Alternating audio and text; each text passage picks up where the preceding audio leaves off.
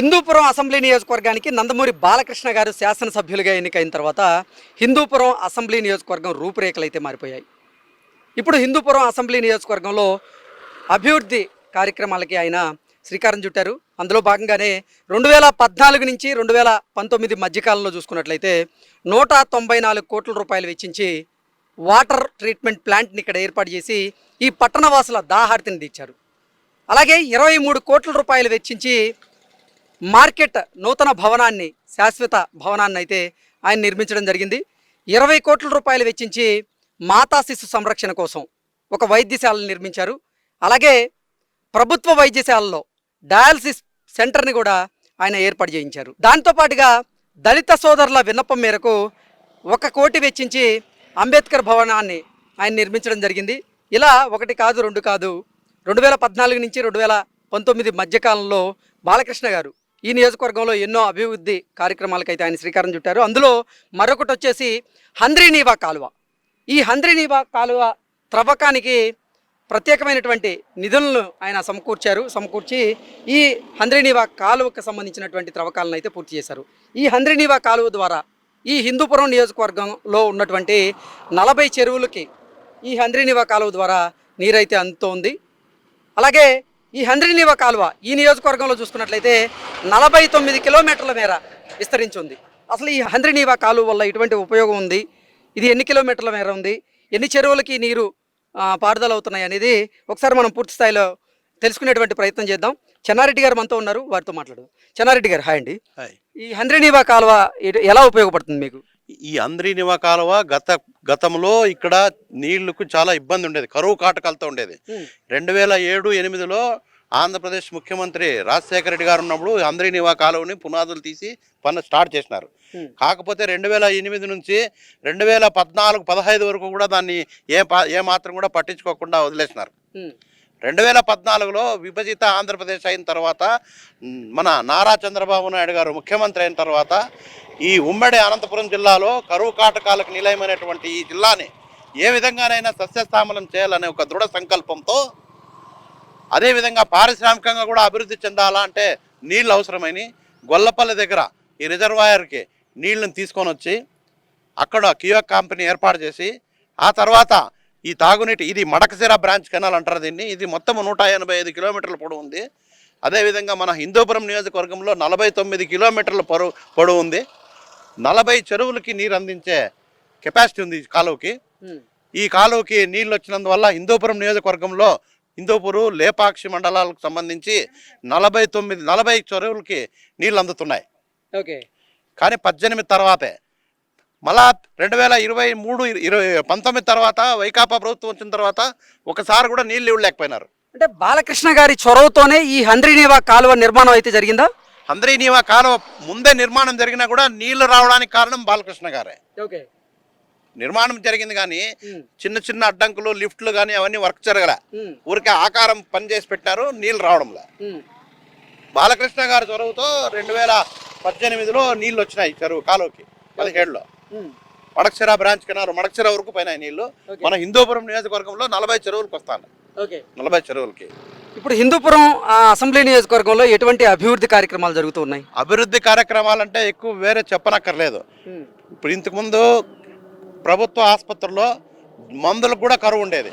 అట్లా అది 20 కోట్ల రూపాయలతో మాతా శిశు హాస్పిటల్ కట్టించినారు.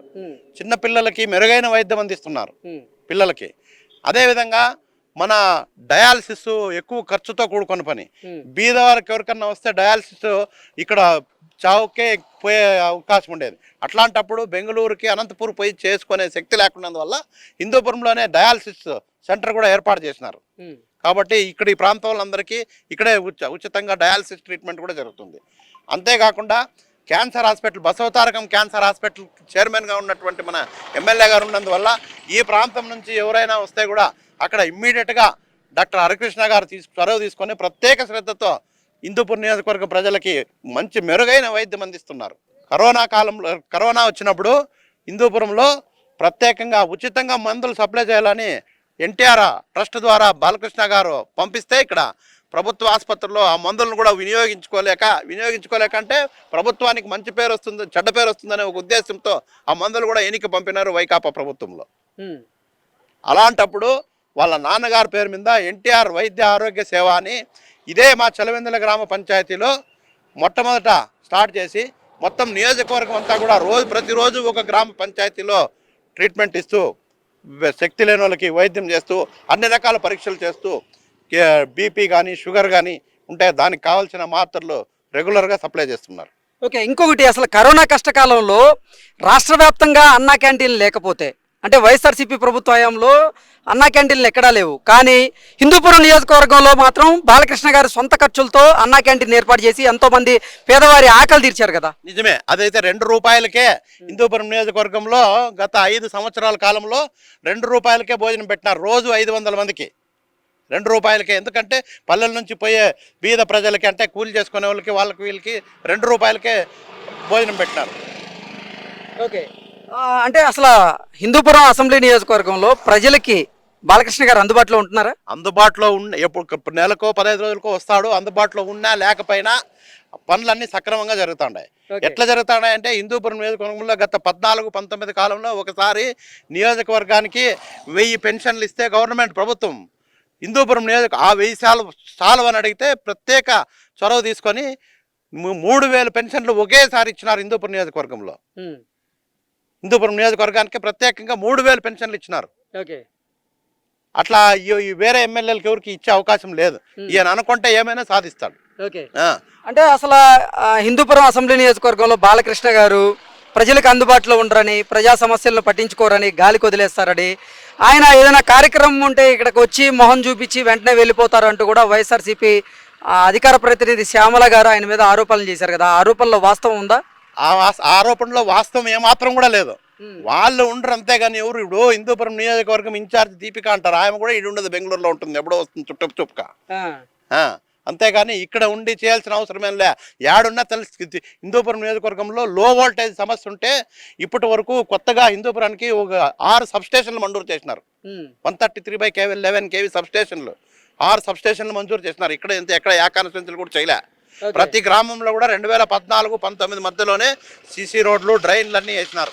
ఓకే, అంటే మీకు ఏ సమస్య వచ్చినా కానీ బాలకృష్ణ గారి దృష్టికి వెళ్తే ఆ సమస్య పరిష్కారం అవడం ఖాయం అంటారు? ఖచ్చితంగా 100% అయిపోతుంది. ఆయన నోటీస్కి పోయిందంటే సమస్య పరిష్కారం అయిపోతుంది. అంటే గ్రామాల్లో పరిస్థితి ఎలా ఉంది? ఇక్కడ గ్రామాల్లో కూడా బాగా అభివృద్ధి బాగా జరుగుతూ ఉంది. ఇబ్బంది ఏం లేదు. బాలకృష్ణ గారి నుంచి మంచి అభివృద్ధి జరుగుతుంది గ్రామాల్లో.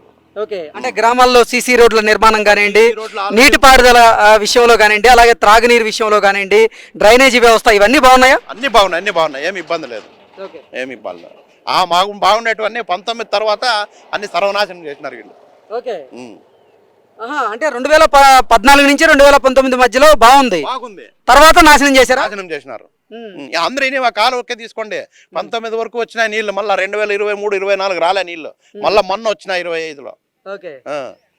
బాలకృష్ణ గారు అయిన తర్వాత మళ్ళీ వచ్చినాయి. ఓకే, అది సో ఓవరాల్గా చూసుకున్నట్లయితే హంద్రీనీవా కాలువకి నీళ్లు తెప్పించి మాత్రం ఈ నియోజకవర్గంలో బాలకృష్ణ గారి చొరవ చూపించడం వల్లే నీళ్ళు వచ్చాయని, ఈ హంద్రీనీవా కాలువ ద్వారా వచ్చేటువంటి ఈ నీళ్ళ ద్వారా ఈ నియోజకవర్గంలో ఉన్నటువంటి 40కి పైగా చెరువులు నిండాయని, దాని ద్వారా ఇప్పుడు రైతులకి పుష్కలంగా సాగునీరు, త్రాగునీరు కూడా అందుతుంది అంటూ ఈ చుట్టుపక్కల ఉన్నటువంటి గ్రామస్తులు అయితే మనకి ఘంటాపథంగా తెలియజేస్తున్నారు. పంచాయతీల విషయానికి వస్తే మా గ్రామానికి సంబంధించిన 5 చెరువులు ఉన్నాయి. దాంట్లో 2 చెరువులకి నీళ్ళు ఇవ్వాలంటే హంద్రీనీవా కాలువ నుంచి అప్ స్ట్రీమ్లో ఉంటే 800 మీటర్లు కాలువ తీసి నీళ్ళు ఇచ్చి ఈ చుట్టుపక్కల 2-3 గ్రామ పంచాయతీల్లో తాగునీటి సమస్య, సాగునీటి సమస్య లేకుండా చేసినాము. ఇదంతా జరిగిందంటే బాలకృష్ణ గారు కృషి వర్తనే జరిగింది.